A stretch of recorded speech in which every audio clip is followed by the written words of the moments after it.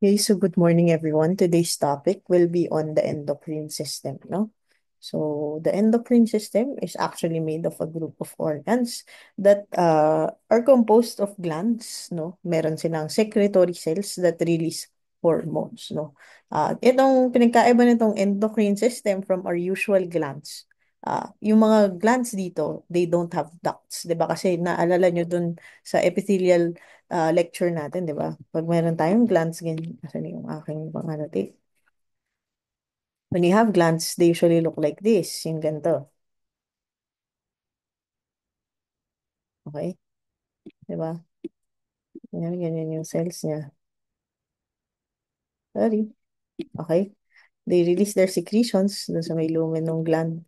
Tapos, meron silang duct na dinadaanan para ilabas yung secretions sa surface. So, usually, ganyan yung mechanism ng mga glands natin na may ducts. So, here in the endocrine system, the glands do not have ducts. It's a ductless gland system that is typically epithelial in origin. Kasi nga, yung mga glands natin, di ba, is a type of epithelial tissue. So, ito, epithelial tissue sila, pero walang ducts. Okay? So, walang ducts. So, itong part na to, ah wala yan. Okay? Wala yung duct, wala yung passageway na pinagdadaanan ng secretion. So, saan napupunta yung secretion ng mga glands in the endocrine system? They are sent into the bloodstream. Pagpunta nila sa bloodstream, okay, yung secretions sila will be sent to the bloodstream. Tapos, yung bloodstream will bring these hormones to the different distant organs. No? So, we have several endocrine glands na we will discuss for today. Okay? So, before we jump in, uh, there are several glands, aside from the major endocrine glands, meron din kasi tayong mga minor endocrine glands, no? So, and they are classified based on the mechanism of secretions. The first one is paracrine type of secretion. Ang nangyayari dito, the product is released in the interstitial fluid or through short loops of blood vessels. So, ito yung short distance hormones, okay, na tinatawag. So, you have your gastrin, released by your pyloric G cells. No? So the G cells in your stomach release gastrin in order to stimulate the secretion of hydrochloric acid. Okay? So paracrine type of secretion, yung example ng mechanism of release ng gastrin. Okay? Next, you have your juxtacrine type of secretion.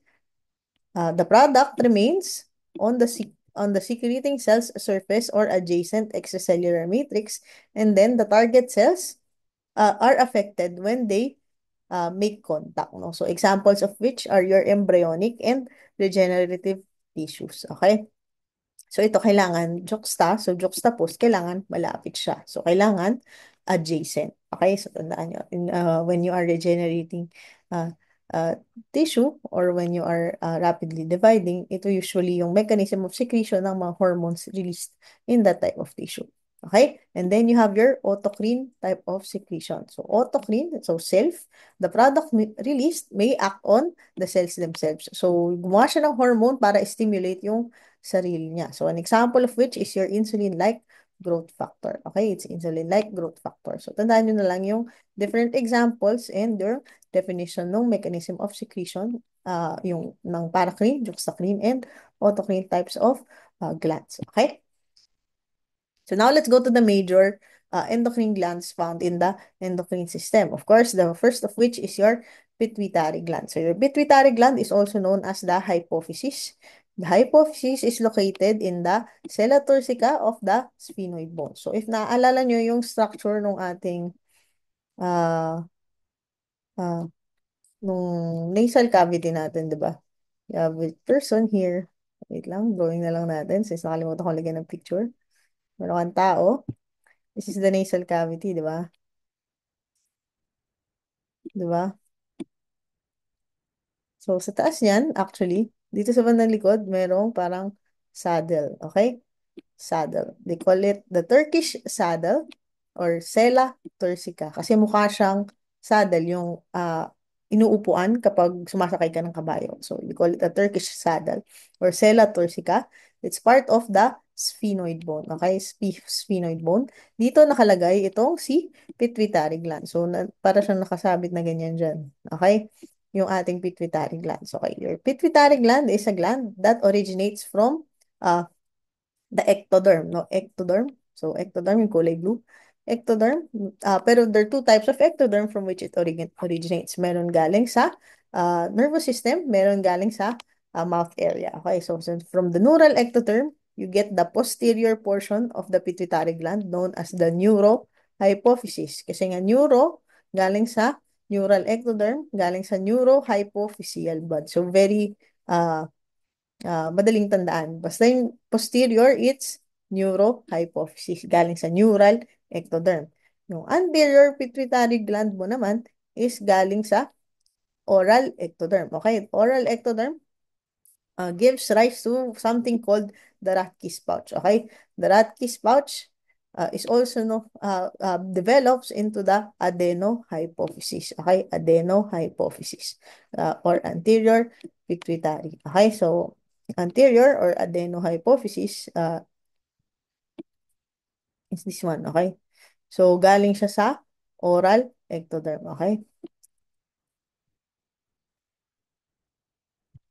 What else do you want have to learn about your pituitary gland? Okay?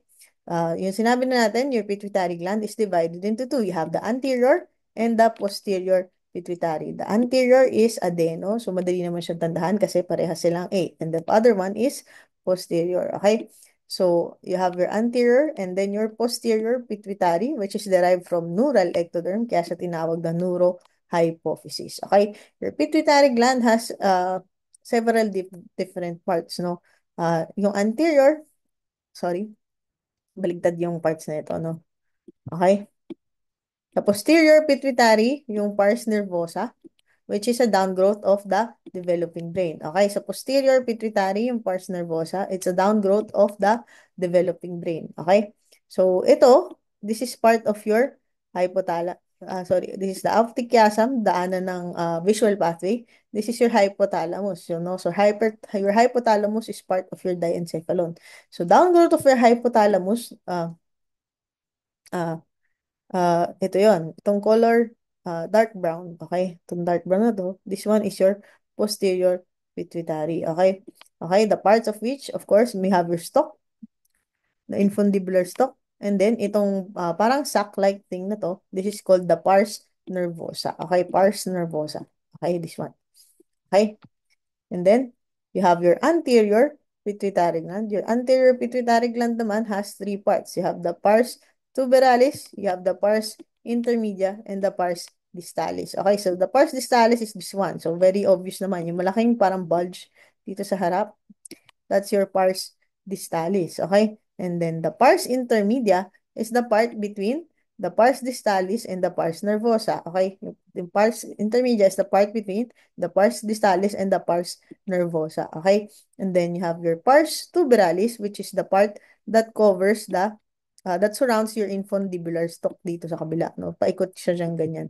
Okay? This is the pars tuberalis. Okay? So, yun yung three parts ng anterior pituitary and the two parts of your posterior pituitary respectively. So, anong itsura niya underneath the microscope? Ganito, no? Sa itsura. Diba sabi natin, your posterior pituitary, meron dalawang parts, is the pars nervosa, tapos merong infundibular stalk. Okay, so ito yung posterior pituitary mo. Okay, this is the infundibular stalk, yung pababa. Tapos yung pabulge niya is your pars nervosa. Okay, and then you have your uh, anterior pituitary, which is made up of three. You have your pars tuberalis, you have your pars intermedia, and then the pars distalis. No? So, ganyan yan. Okay, so pababa din to. You have this tuberalis. Then, intermedia is the one located between distalis and nervosa. So, this one must be pars distalis. Okay? So, ganyan yung itsura ng general layout ng pituitary gland natin underneath the microscope. Okay, this is a cut section of the pituitary. Okay, so what else do you have to learn about your pituitary gland? In the pituitary gland, there is something called the hypothalamic hypophyseal portal system. So, anong ginagawa nitong hypothalamic hypophyseal portal system? So, portal, so connection siya between your hypothalamus and your pituitary, which is the hypophysis, no? So, ano nangyayari? Neuropeptides from the hypothalamus are carried to the adenohypophysis to stimulate or inhibit the release of hormones of the endocrine cells found dito. Okay? So, meron tayong dalawang plexuses or groups of blood vessels uh, uh, that compose the hypothalamic hypophyseal portal system. No, so the one surrounding the infundibulum and the lower hypothalamus is known as the primary plexus. Okay, and the one surrounding the pars distalis is known as the secondary plexus. Okay, so uh, So, yun lang ito yung parang nagiging, kung saan ito yung dinadaanan ng signals from the hypothalamus para sabihin kay pituitary gland kung magre-release or mag-i-inhibit ng release ng kanyang mga pinoproduce na hormones. Okay?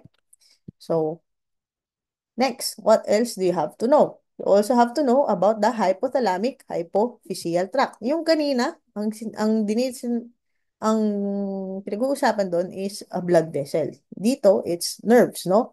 This refers to bundles of axons that sends hormones via axonal transport from the hypothalamus into the posterior pituitary. Yung kanina, yung plexus is mostly in the anterior.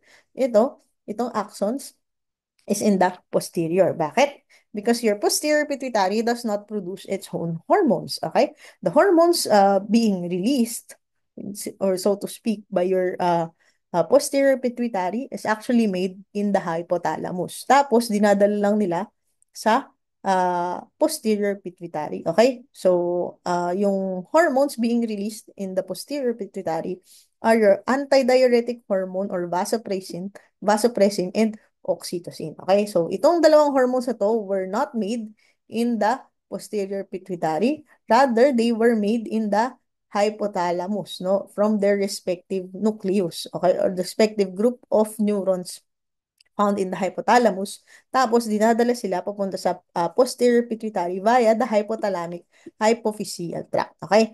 So, from the supraoptic nucleus of the hypothalamus, ginagawa yung antidiuretic hormone. Okay? So, anong ginagawa tapos, dadalhin siya via the hypothalamic hypophyseal tract papunta dito sa uh, posterior pituitary gland. Okay? Dito iso-store ng axon sa pars nervosa yung antidiuretic hormone. So, what does the antidiuretic hormone? Well, uh, ginagawa ba niya? It's anti-diuresis. What's diuresis? It's urination. Okay? It's anti-urination. Okay? So isipin mo, pag hindi ka umiihi, ibig sabihin, hindi ka naglalabas ng water. Your water is being reabsorbed in the renal tubules. Okay? So anti-diuretic hormone. Okay? Anti-diuretic increases water reabsorption. Kailan to ginagawa ng katawan natin? For example, bumaba yung blood pressure mo, no? Kailangan mo ngayon pataasin yung blood pressure. And how do you do that? You do that by retaining more water. The more water you have in your blood vessels, mas tataas ang blood pressure. Okay? Next. What else? You have your oxytocin naman. Your oxytocin comes from the paraventricular nucleus of the hypothalamus. Okay, from the paraventricular nucleus, dadaan ng hypothalamic hypophyseal tract para ma-store yung oxytocin sa pars nervosa of the posterior pituitary. Okay, so what does oxytocin do? Oxytocin stimulates uterine contractions. Kaya nga ginagamit siya pag gusto mo nang paanakin yung uh, tao na term or kailangan mo na siyang i-induce ng labor, you hook them to oxytocin IV drip, no? Para magtuloy-tuloy na yung contractions during childbirth. Okay? What else? You also have milk let down during lactation. Okay? Milk let down during lactation. So, hindi siya gagawa ng gatas. Rather, it stimulates the release of milk that was already made there. Another hormone is responsible for making the milk, and that's prolactin. Okay? So, we'll discuss that also. Okay? So, for milk let down during lactation, the hormone is oxytocin. Okay? Next. So, tapos na tayo sa posterior. Let's go to the anterior pituitary gland. So, sa anterior pituitary gland kasi, mas marami tayong ginagawang hormones. Okay? So, and there are several cells that you find in the anterior pituitary gland. And these cells are classified based on their general staining properties underneath the microscope, no? So, uh, so they are classified into three. You have your acidophils, your basophils, and your chromophobes. Okay, acidophils, syempre yung mas mapula. Yung basophils, yung mas purplish. And then your chromophobes, which are chromophobes, ibig sabihin they stain poorly. And this staining properties is due to the presence of granules that contain the hormones in these cells. No, so there are two acidophils that we know of, two types of acidophils that we know of. You have your somatotrophs and your lactotroph. Somato is growth, no? So growth hormone, and then lactotroph is your prolactin, okay? So this is growth hormone, and then this one is prolactin. Okay, growth hormone is there for, of course, growth, no? Your growth hormone also increases your blood sugar when it goes up, no? And then your prolactin is the one responsible for stimulating the synthesis of milk, no? So synthesis of milk is prolactin. Milk, letdown of milk during lactation. So meron ka ng milk na nagawa na ilalabas mo na lang. That's oxytocin. Okay? So anterior pituitary, it's prolactin. Posterior pituitary, it's oxytocin. Okay? Next, after your uh other than your acidophils, you also have your basophils, no? Your basophils are known, merong tatlong types, no? You have your gonadotrophs, tyrotrophs, and corticotrophs. Okay, so gonadotrophs are your FSH and LH. So FSH is follicle stimulating hormone, and then your luteinizing hormone. So these hormones are responsible for uh regulating your reproductive system, lalo na yung menstrual cycle sa mga babae, no? Um, And then your thyrotropes, TSH is thyroid stimulating hormone. So, didiscuss din natin yung thyroid hormones natin mamaya, no? Thyroid stimulating hormone. And then the last one is, of course, your corticotrophs or your adenocorticotrophic hormone. Okay, so this one is a hormone that stimulates your adrenal glands. Okay, stimulates your adrenal glands. So we will discuss the adrenal gland in greater detail later on. And then you have your chromophobes. Your chromophobes do not stain well, di ba? Sinabi na natin kanina kasi phobe nga, so takot sila sa kulay. Okay, so they do not stain well because they do not have enough granules. No, because they have very minimal or no hormonal content at all. So usually, itong mga cells na to, they have already degranulated and have already released their hormones. Kaya nung in-stain sila, hindi na siya nagsushow up. Kasi wala na siyang hormones, nalabas niya na lahat. Okay? So, itsura ng ating pituitary gland, no? Okay?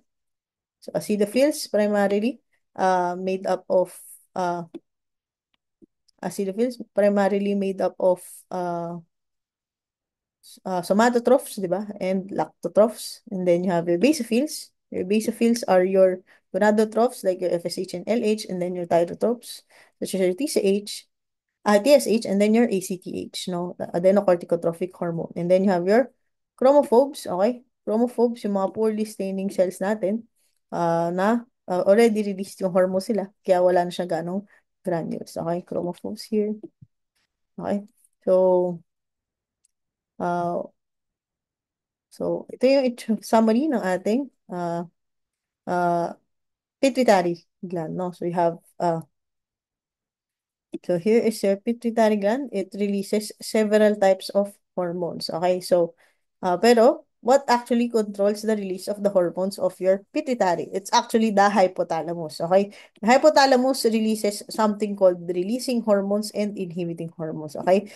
The releasing hormones, pinalitan mo lang yung mga stimulating hormone, gagawin mo lang releasing. So, magiging even TSH, magiging TRH, PRH, magiging uh, uh, uh, uh, growth hormone, releasing hormone, corticotropin releasing hormone, etc. Gonadotropic releasing hormone. So, papalitan mo lang, gagawin mo lang releasing hormone para siya yung mag-stimulate doon sa hormone na pinoproduce ng anterior or posterior pituitary. Okay? So what are the hormones being produced by the pituitary? In summary, you have your TSH, your thyroid stimulating hormone, which stimulates the thyroid gland to release your thyroid hormones, T3 and T4. You also have your prolactin. Okay, your prolactin.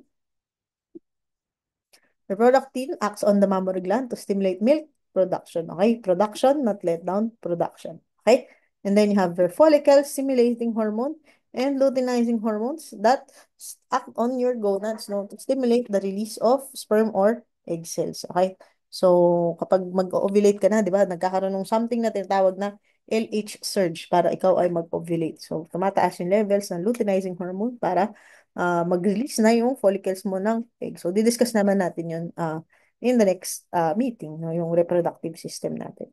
And then, you have your growth hormone, no? So, your growth hormone acts on your body tissues and helps them and stimulates growth. Do, kaya ka siya tinawag na growth hormone. Sorry. And then you have your ACTH, your adrenocorticotropic hormone. So, adrenocorticotropic hormone. Adreno refers to the adrenal gland. Corticotropic, so it acts on the cortex of the adrenal gland. So adrenocorticotropic, ibig sabihin yun yung target niya. So targets the adrenal cortex. Okay? Your adrenocorticotropic hormones acts on the adrenal cortex to cause the release of uh, steroids, no, yung ating mineralocorticoids and your corticosteroids. Okay? So now let's go to your adrenal gland. Ay, sorry. So discuss na rin natin kasi nandito na tayo sa image ng uh, ating ating hypothalamus and pituitary. Yung tinatawag nating hypothalamic hy ah, pituitary o sige, adrenal axis. Okay? So, hypothalamus, pituitary, adrenal. Okay? So, ano tong axis na to, di ba? Sabi natin, your hypothalamus is the one that stimulates your pituitary gland in order to release yung hormones niya. So, ano ba yung, kunyari, sa adrenal tayo ngayon nakafocus, no? So yung adrenal glands mo, ano nagsistimulate sa kanya na hormone na nire-release ng pituitary? It's your ACTH. Okay, so before you release your ACTH, kailangan may signal muna from the hypothalamus, yung ating corticotropin releasing hormone. Okay, corticotropin releasing hormone will act on the pituitary to trigger the release of ACTH. Okay, the ACTH will now act upon the adrenal cortex in order to increase its release. Kunyari cortisol, di ba? Cortisol. So, yung cortisol is one of the hormones released by the adrenal gland. Okay? So, meron tayong tinatawag na HPA axis. So, anong nangyayari doon? Pag tumaas na yung levels ng cortisol, this will act as a negative feedback mechanism, no? It will signal your posterior pituitary as well as your hypothalamus to stop releasing CRH, to stop releasing ACTH kasi sapat na yung amount niya. Okay, so meron siyang tayong negative feedback mechanism para hindi sumobra-sobra yung release nitong mga hormones na to para balance. Okay? That's good homeostasis, no? Pero syempre, when people have disease, this can go into disarray din, no? So, and then you also have your hypothalamic, pituitary, uh, ovarian axis. Kapag ovarian axis naman, you have your gonadotropin releasing hormones, releasing FSH and LH, acting on the ovaries kung sa babae, no? Tapos meron din siyang sariling negative feedback loop uh, to the pituitary and the hypothalamus respectively. Tapos meron din tayo ng thyroid axis, no? Kapag thyroid axis naman, you have your TRH, di ba? Acting on your pituitary to release TSH. The TSH will act on your thyroid to produce your thyroid hormones. Tapos pag madami na yung levels ng thyroid hormones mo, magkakaroon ka na ng negative feedback loop.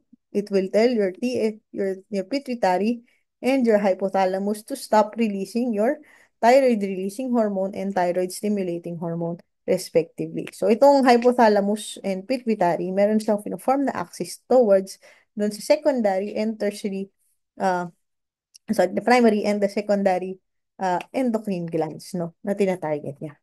Okay? So now let's go to the adrenal gland. No? So the adrenal gland is a pair of organs lying on the superior pole of the kidneys. Okay, it's embedded in the fat and fascia surrounding your kidney. Kasi yung kidney mo maraming layers yan. Okay? Tapos merong fat surrounding the kidney, and in the fat doon mo makikita yung ating adrenal glands. Okay? Okay, so yung adrenal gland natin is divided into two major layers. You have your adrenal cortex, which is the more superficial portion or yung mas outer. And then your adrenal medulla, which is yung mas core. Okay? So the adrenal cortex is derived from the mesoderm. Okay? So yung mga pinanggalingan ng connective tissue, etc. Pero yung adrenal medulla natin is actually derived from the neural ectoderm. So galing to sa nervous system. Okay? So galing to sa pinanggalingan ng nervous system natin. Okay? And your adrenal cortex is actually subdivided into three different layers pa. No? Your adrenal cortex is divided into zona glomerulosa, zona fasciculata, and zona reticularis. Okay, zona glomerulosa, zona fasciculata, and then zona reticularis. No? So each of these layers has a predominant hormone being synthesized. No? So the predominant hormone synthesized in the zona glomerulosa, so mas superficial to, is your aldosterone or your mineralocorticoids. Sa zona fasciculata, the predominant hormone is your cortisol or your glucocorticoids. And sa zona reticularis, it's your androgens in the form of dehydroepiandrosterone, which is later converted into estrogen or testosterone. So itong really, ang tatandaan mo dito actually is the three layers of your adrenal cortex and yung mga nire-release niya respectively. So ano ba yung nire-release nila? You have your zona glomerulosa releasing mineralocorticoids. Okay, bakit tinawag siyang mineralocorticoids? Because your aldosterone is responsible for the reabsorption of sodium. Okay, kaya siya naging mineral. Okay, kasi you are reabsorbing sodium. Okay? Kailan nagre-reabsorb ng sodium ang katawan mo? Kapag mababa ang iyong blood pressure. Okay? Parang si ano rin, si antidiuretic hormone kanina, 'di ba? Natitrigger siya kapag mababa yung blood pressure. So dito, kunyari mababa yung blood pressure mo, madedetect yun ng katawan. So pag nadetect natin mo mababa yung blood pressure nyo, it will try to conserve salt. Bakit kailangan gusto niyang mag-conserve ng salt? Because where salt goes, water follows, di ba? Where the salt goes, water follows, di ba? By virtue of osmosis. Kung saan maraming solute, dun pupunta yung tubig. So kapag nag-reabsorb ka ng sodium, susunod yung tubig. Pag maraming tubig, sa loob ng blood vessels mo, tataas yung blood pressure. So yun yung idea. Bakit?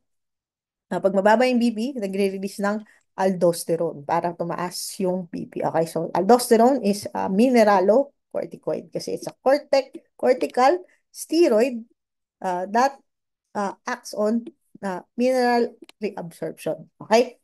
Next, the second layer is your zona fasciculata. Siya yung pinaka makapal. Okay, dito makikita mo rin.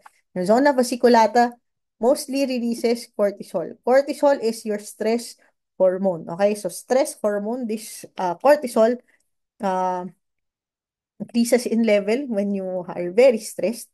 And isa rin siyang uh, and in stress situations, kailangan mo na maraming energy. Kaya yung cortisol mo is actually a hormone that is hyperglycemic or it increases your blood glucose level. No? So tumataas yung blood sugar mo kapag nagre-release ka ng cortisol. Kaya siya naging glucocorticoids because it acts to increase your blood sugar. No? Gluco is glucose, it's your blood sugar. So cortisol is your glucocorticoids, no? Steroids from the adrenal cortex. Okay?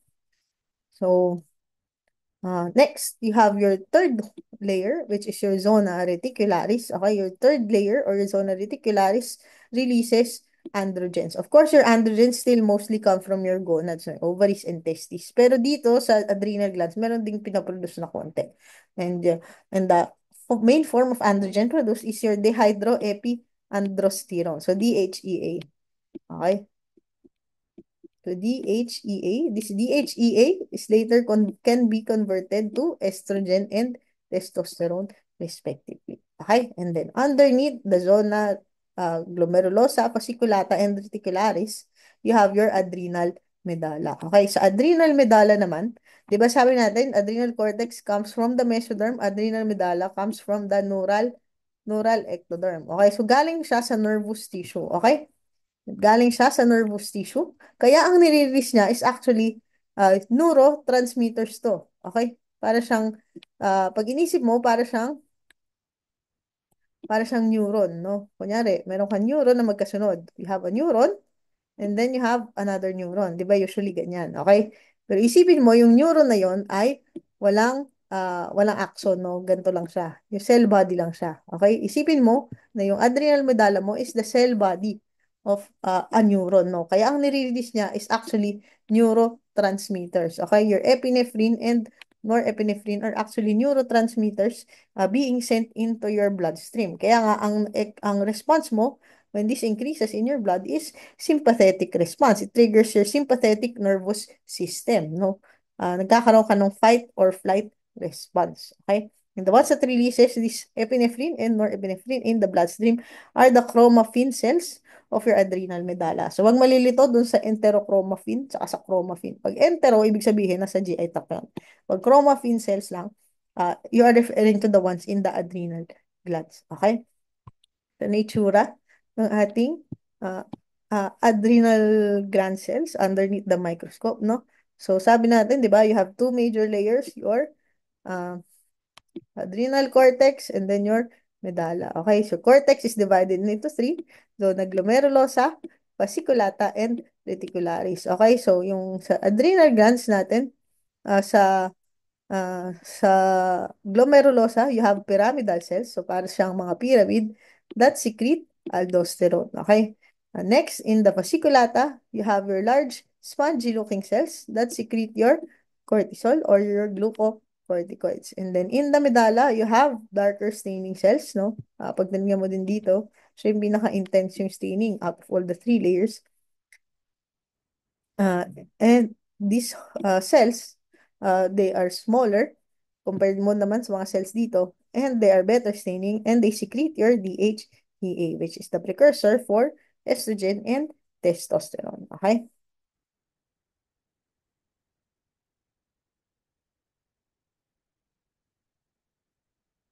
So next, you have the next organ, which is your endocrine pancreas. No? So yung endocrine portion ng pancreas natin, actually kalat-kalat lang siya sa pancreas natin. Majority of your pancreatic tissue is still exocrine, no? Kasi di ba mga diniscuss natin last week, you have your pancreas, you have your ducts, meron tayong main pancreatic duct of Wirsung, meron tayong accessory pancreatic duct, uh, ang pancreatic duct, tapos doon naka-arrange yung mga assigner cells ng pancreas natin, releasing your digestive enzymes. So, meron tayong small, ovoid, polygonal endocrine masses na tinatawag nating islets of Langerhans. Okay? So, kumbaga, kung ito yung pancreas mo, majority of that is exocrine. So, pero meron kang mga tuldok-tuldok that you call islets of Langerhans embedded in the pancreas.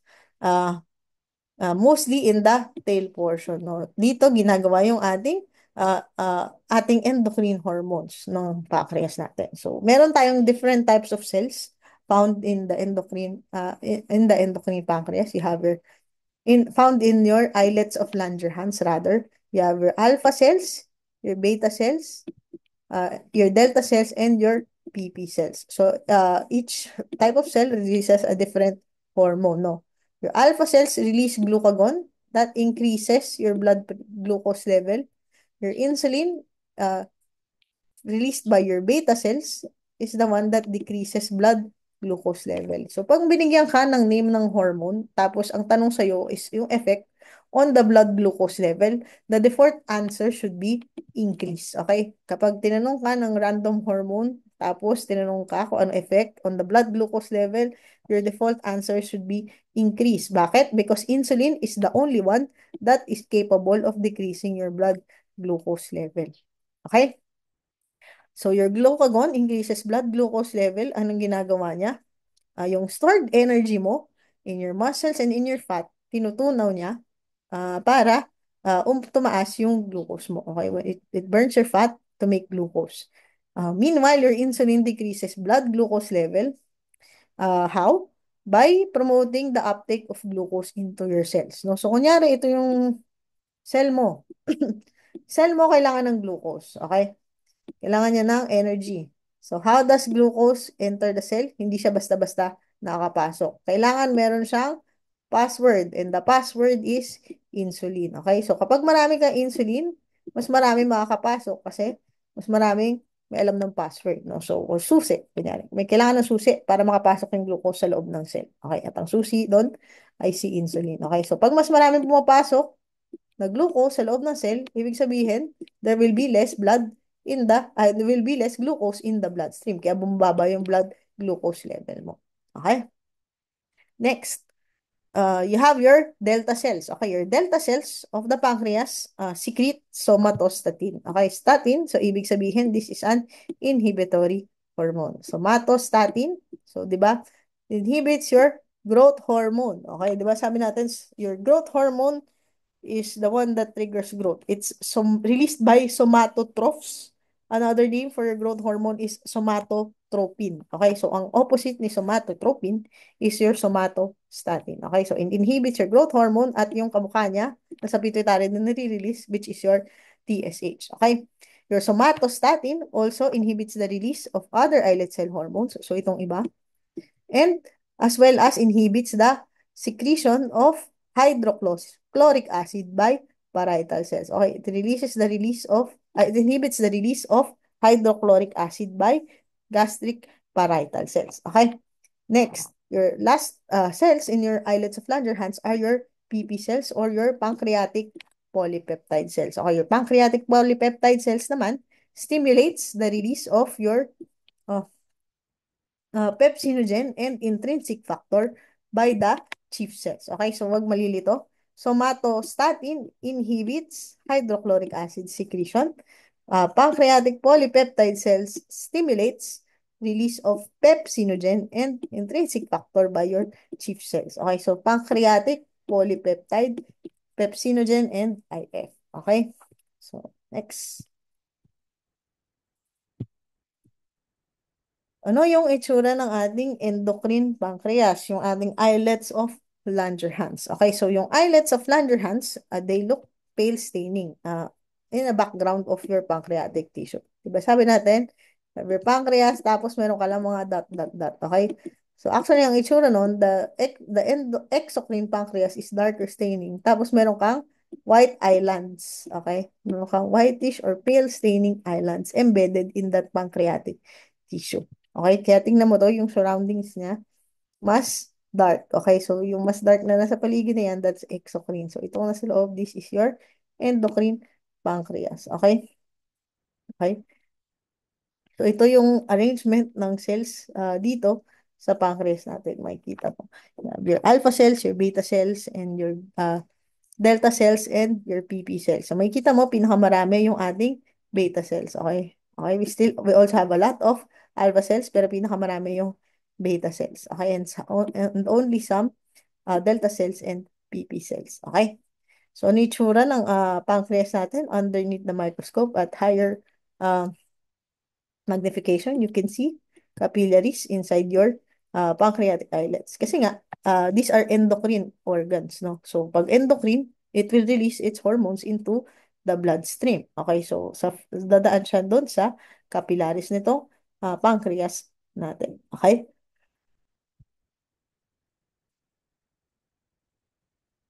Okay, so ganito din yung itsura. You also have capillaries. You also have these pale staining islands embedded in your darker staining exocrine pancreatic tissue. Okay?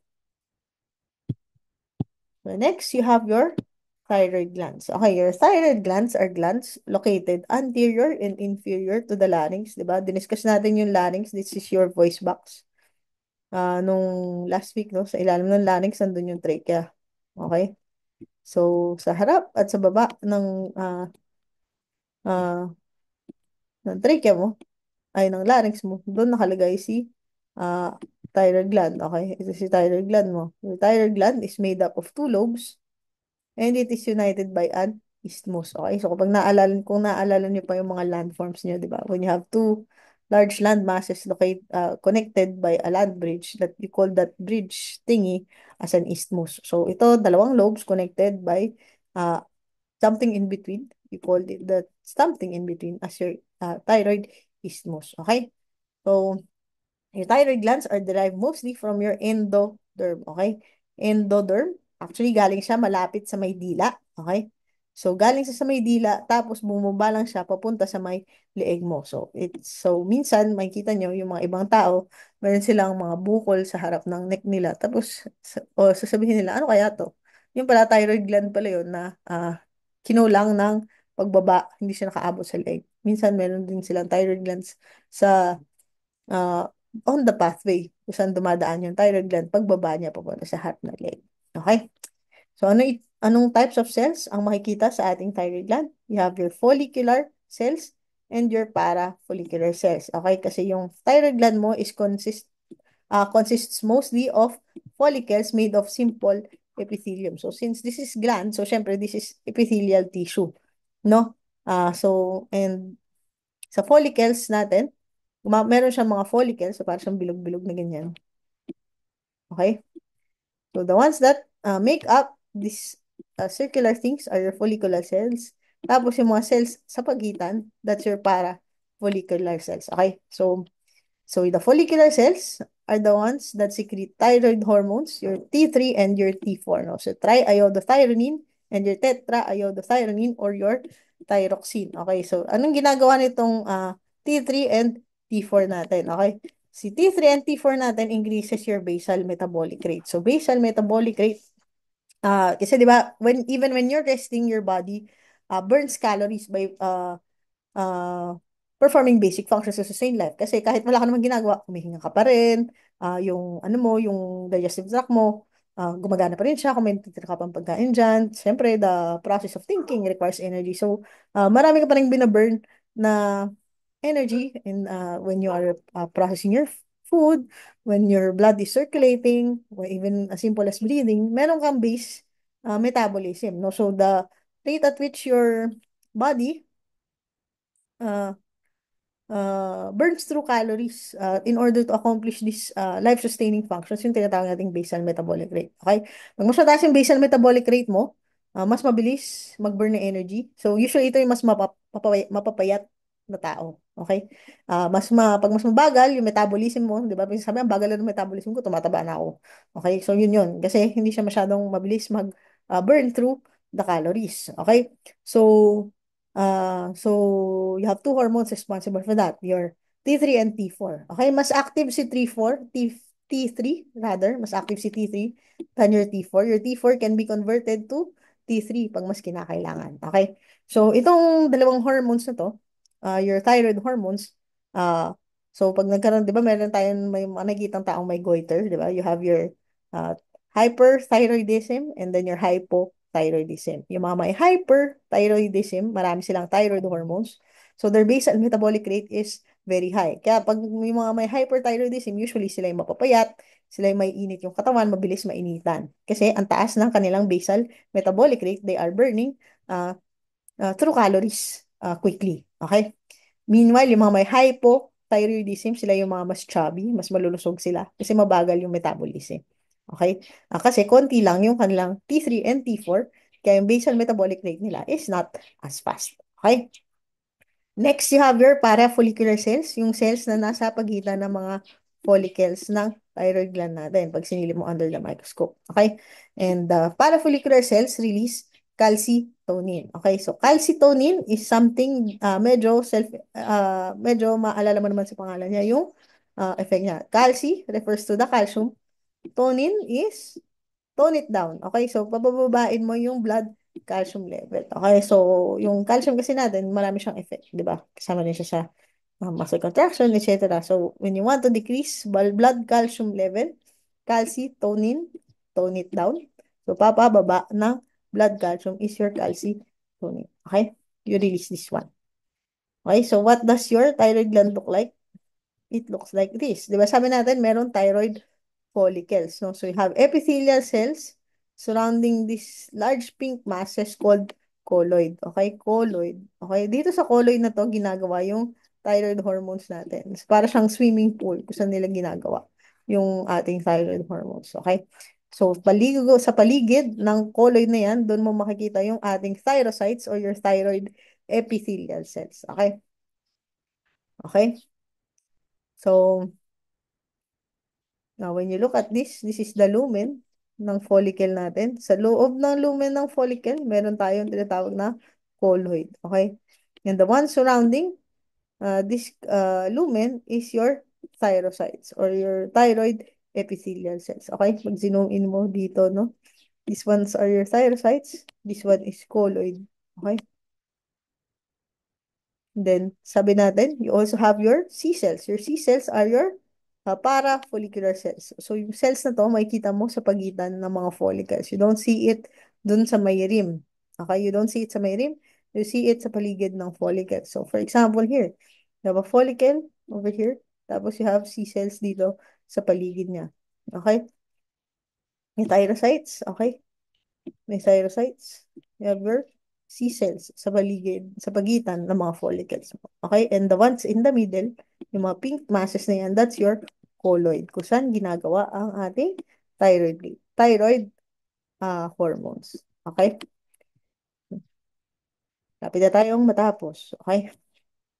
So here is your parathyroid gland. These are glands naman located sa may likod ng thyroid mo. These are small ovoid masses embedded in the capsule of the posterior portion of your thyroid gland. No? So yung cells that produce uh, isa lang hormone ang ginagawa sa parathyroid gland and it's your parathyroid hormone. So parathyroid hormone naman increases your blood calcium level. So salungat sila ni calcitonin. 'Di ba si calcitonin decreases your blood calcium. Si calcitonin tones down calcium.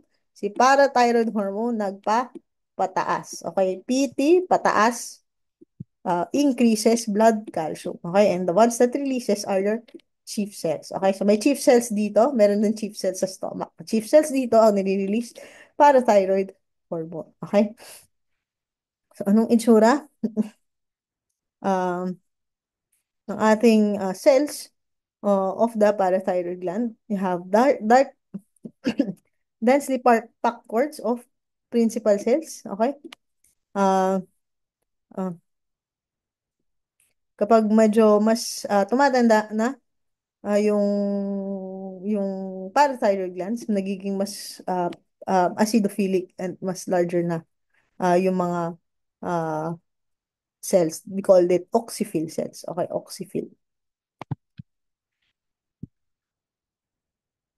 Okay, older na yan.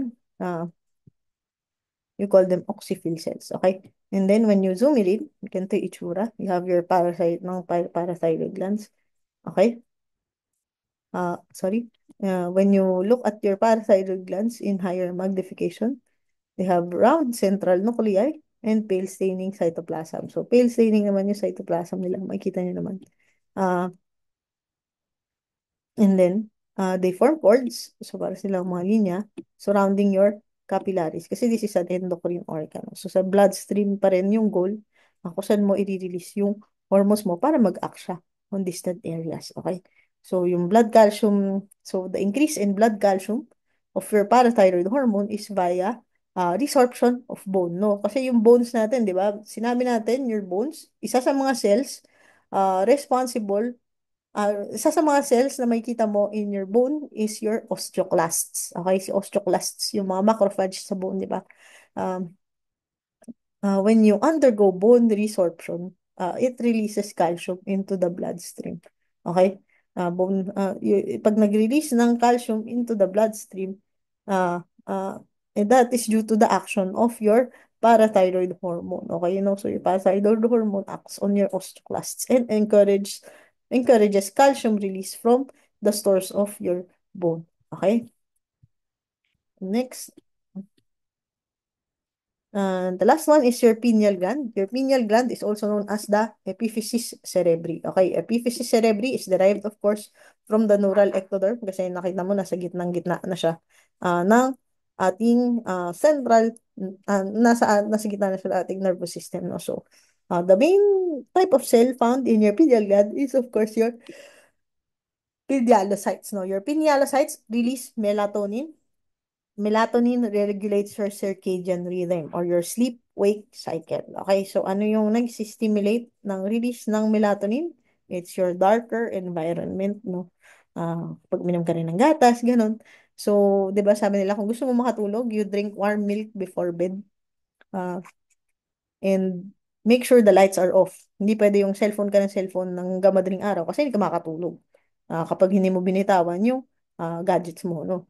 So, dapat, if you want to sleep well, you should turn off your gadgets or you should stop watching Netflix kasi pag hindi ka tumigil, hindi ka makakatulog talaga because uh, your brain won't release melatonin, no? Eh, melatonin yung kailangan mo para ikaw ay makatulog. Okay? Kaya nga, di ba, meron kapag when you have insomnia, one of the things they also ask you, yung first line na binibigay nila, bili ka ng melatonin tablets, baka makatulog ka.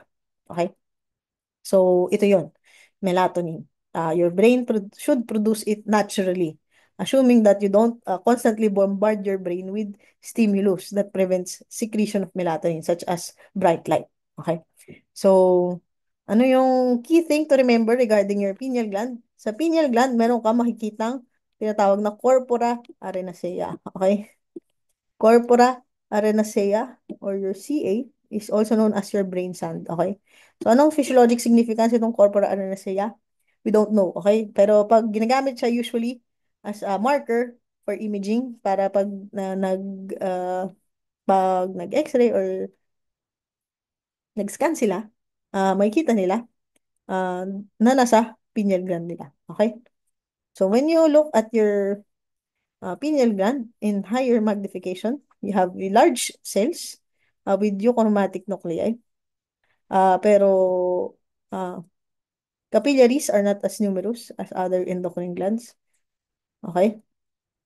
So, yun lang. Ang pinaka-key mo na tatandaan dito is the release of your pineal gland, which is your melatonin, that regulates your sleep-wake cycle, and yung presence of the brain sand. Okay? Because this is a very important landmark, okay?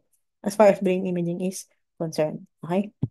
So, summary table ng mga pinagsasabi natin, no?